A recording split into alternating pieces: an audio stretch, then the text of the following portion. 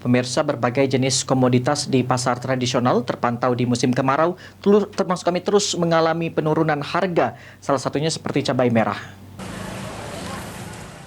Dari pantauan tim liputan PAL TV, harga sejumlah komoditi di pasar tradisional terus mengalami penurunan harga. Salah satunya adalah harga cabai merah.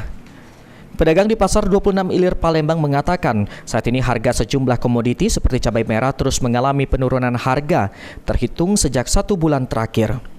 Harga cabai merah berada di kisaran Rp18.000 hingga Rp20.000 per kilogram. Harga saat ini jauh menurun dibandingkan dengan harga normalnya di kisaran Rp32.000 hingga Rp40.000 per kilogram. Turun drastis, anjlok. Awalnya berapa Kak dan harga? Awalnya tempo hari sampai 32.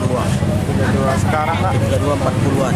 Sekarang anjlok sampai 18 20. Faktor yang nyebabkan dia ini turunnya apa Kak?